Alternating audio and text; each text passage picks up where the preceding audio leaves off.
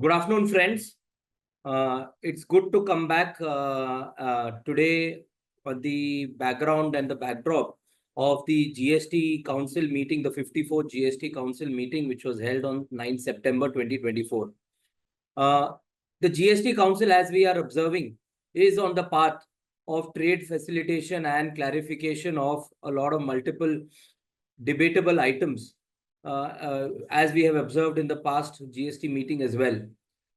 We are observing that the GST Council is taking cognizance of a lot of trade-related issues and taking very responsive action towards them as and when they are meeting. Today, friends, we are discussing the major snippets of this GST Council, which was just concluded.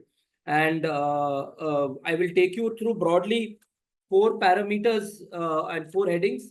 One is on the rate changes. Of course, these are going to be sector-specific rate changes on goods as well as certain services. I'll quickly brief through them. We'll also go in through some introductions, new introductions on the RCM and the TDS provisions. And finally, what are the policy level or principal changes at the legality or the legal provisions which are going to be implemented in the months to come. Quickly, if I have to really, highlight or give you the headlines of the rate changes, we had this debate on namkeens, which are baked and which are produced from extrusion, process of extrusion, whether they are liable to 18% or 12% or 5%.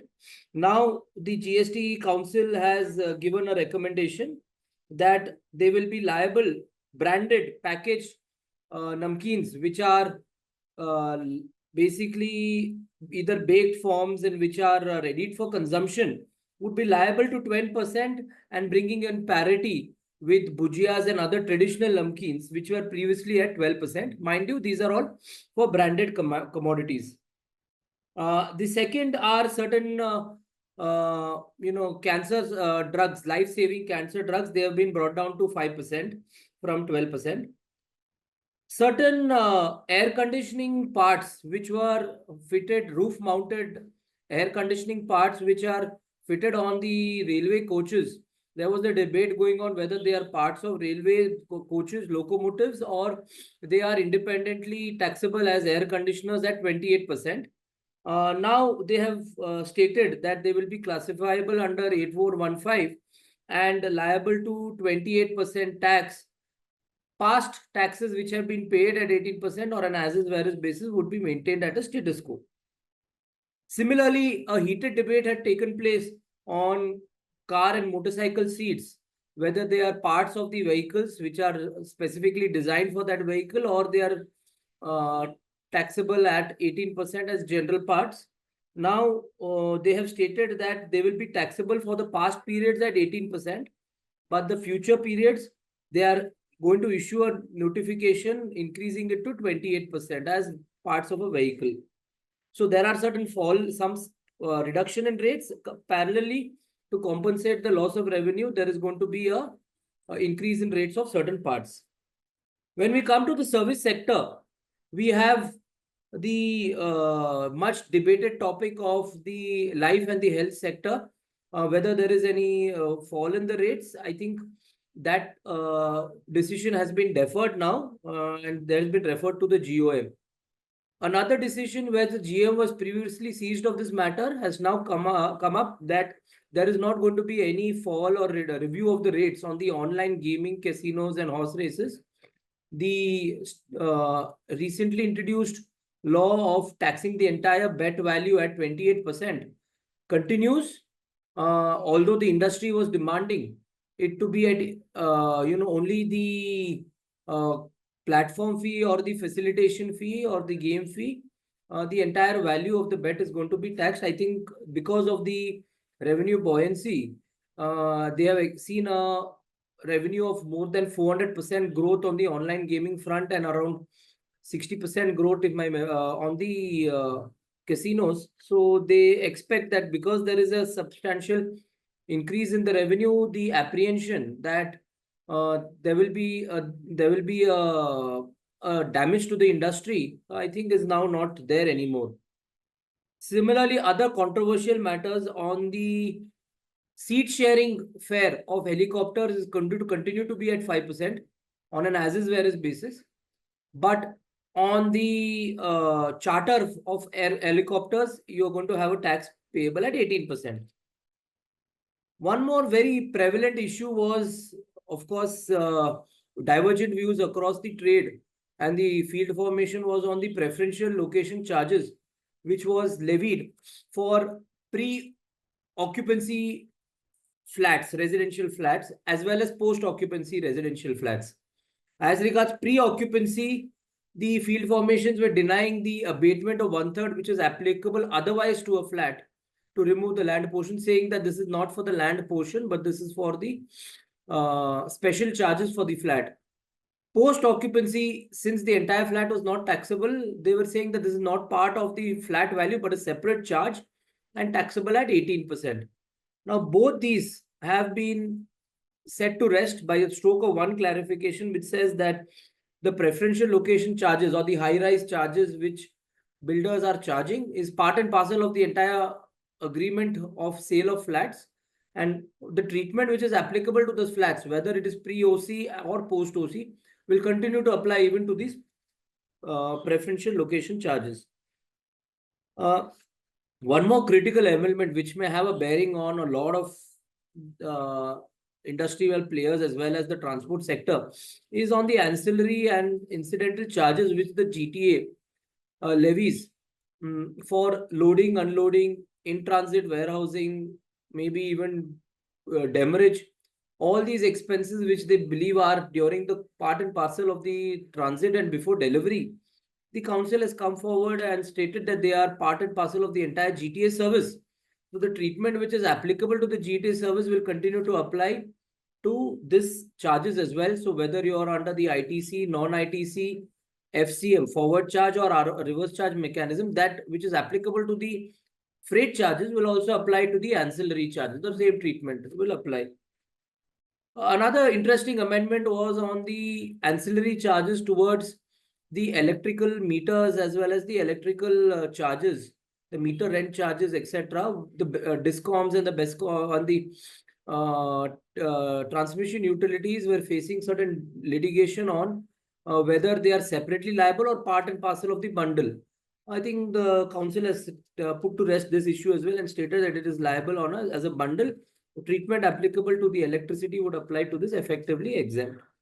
Certain other amendments were there on the import of services of branch offices from foreign airlines which are exempt.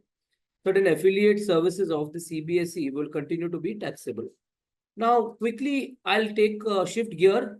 Now, move on to certain other amendments which are going to have a more prevalent, prevalence. One is on the RCM. Two interesting amendments have come into place. The industry was demanding an RCM, and the GST Council has paid heed to this. So as regards industrial scrap, that is anyway liable to from a registered dealer to another registered dealer, that is liable to tax at 18%. There is no debate on that. But going forward, sale of metal scrap is going to be subject to a TDS of 2%. That is, the buyer of the scrap has to deduct 2% from the supplier. This is apart from the income tax TDS, if any applicable, and remit it to the GST, which the recipient or the supplier will see visible in his cash ledger, non-refundable amount from his cash ledger, and only adjustable against his output tax. I think this is visibly to address the menace of the bill trading, which is prevalent in this industry. So TDS has now come into play on this front. Apart from this, there is also an application, there is also an imposition of an RCM on unregistered dealer purchase by registered dealers. So section 9(4) and 5(4) of the CGST or IGST Act respectively is going to be made applicable for metal scrap purchased from unregistered dealers. One critical statement which they make is even if the supplier has a turnover threshold below 20 lakhs, RCM will continue to apply to the recipient for such a business. I think probably because this is mainly addressed by small sectors, the household scrap or the debris which is emerging from demolished buildings or civil structures is going to be used here. So they are, since it's emerging from individuals, they are imposing a RCM irrespective of the turnover threshold of the supplier.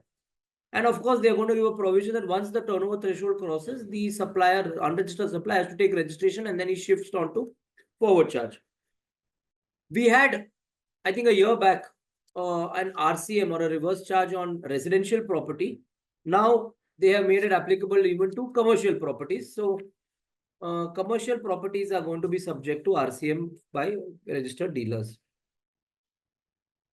At a broader level, at a macro level, they have taken cognizance that the purpose and the lifeline of compensation has been overextended, because the objective of compensation cess was to compensate the loss of revenue to the state by virtue of the introduction of GST.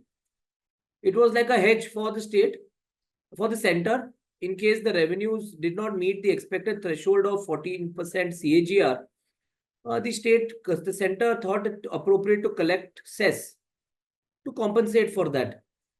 Now, having tasted this revenue, this is going to be on continue, but with a slightly different form where this is going to be applied mandatorily without any commitment or without any objective for compensating the states. Now, the states are feeling that they are left out in this because they are also party to this entire tax collection, and they are not receiving being a cess which is completely due to the center. So will the center part with it, in what form, to what extent, I think is to be seen, and we'll have to see how the next council meeting addresses this. One more interesting policy amendment is on e-invoicing. We have seen e-invoicing percolating from large size enterprises to medium size enterprises, 100 crores to 20 crores and now to 5 crores. Now B2C e-invoicing has been introduced. All these were previously for B2B. Now we are going to have a B2C invoicing module. So you will see, this e-invoicing touching every household invoice. And this is again given huge benefits to the government in terms of revenue. We are seeing the, the revenues peaking, the graph becoming a very steep mountain where we are on the ascent. I think this is going to add a lot more impetus to the revenue measures of the government. So e-invoicing is going to be introduced in a phased manner on this front.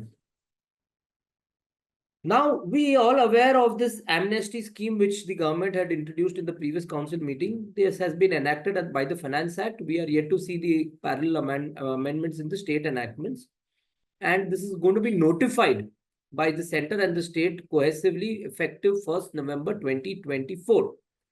So the circulars, the procedures, the rules, the forms, all this to drive this scheme are going to be launched by November positively.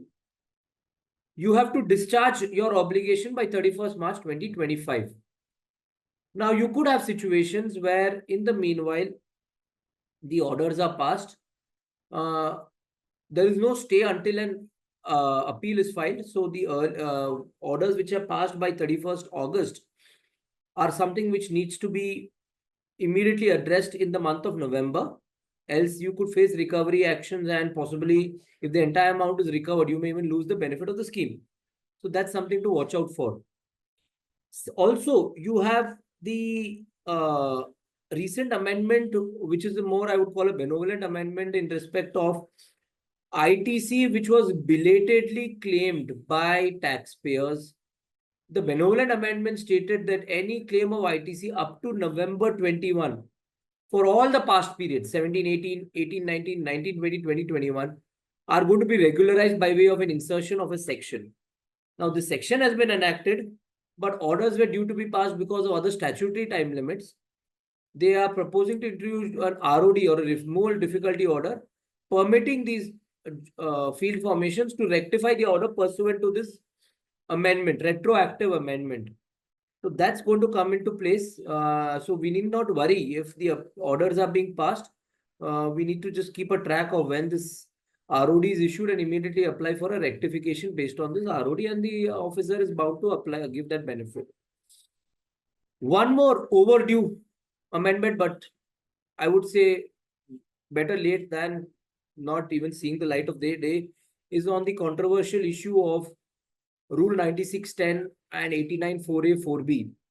In simple words, those who are availing import incentives for re-export, either be it an EOU or an advanced license holder, or an EPCG holder, were facing the brunt of accumulating credit but not being permitted to export under rebate or with payment of tax.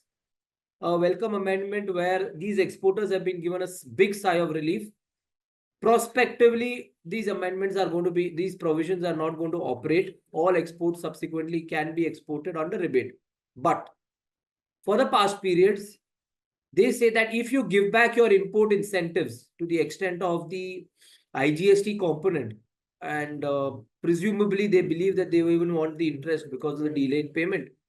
I'm calling it a presumption because the law is slightly unclear on that. But having said that, if you pay that with the interest voluntarily and get your bill of entry reassessed, in that case, the refunds which were due to you on export will be released and it will be regularized. The bar of Rule 9610 would not apply in those scenarios.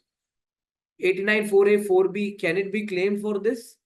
That's what the matters are before High Courts. But besides the High Courts, this amendment or this possibly a circular may be issued. We need to wait for this thing. Certain other legal amendments are on the POS for advertising entities to foreign entities, which are supposed to be clarified. Input tax credit on demo vehicles for these authorized dealers, as well as what is the POS for data hosting services, whether the location of the server is going to have a bearing, since the cloud service operator is outside India, is going to have because there is an OIDER issue in this, and it leads to not treating it as an export and OIDER transaction where the OIDER is not getting credit. So because of the multiplicity in issues both at an output and an input front in this model, the POS needs to be addressed accordingly. On the technology front and on the procedural front, while they call it ease of business, they are placing a lot more onus on the reporting. Additional reportings have been made over and above the returns which you file regularly. They have introduced recently an invoice management system. Now, it's some form of the GSTR2, which we had it previously, but maybe in a more diluted form, where invoices which are available on the portal after the 11th in the form of 2B can be accepted or rejected.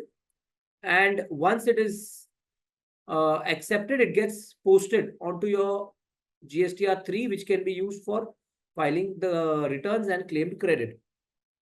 Now, one big blind spot for the revenue was on what are you claiming RCM. You always submit Excels which are not authentic.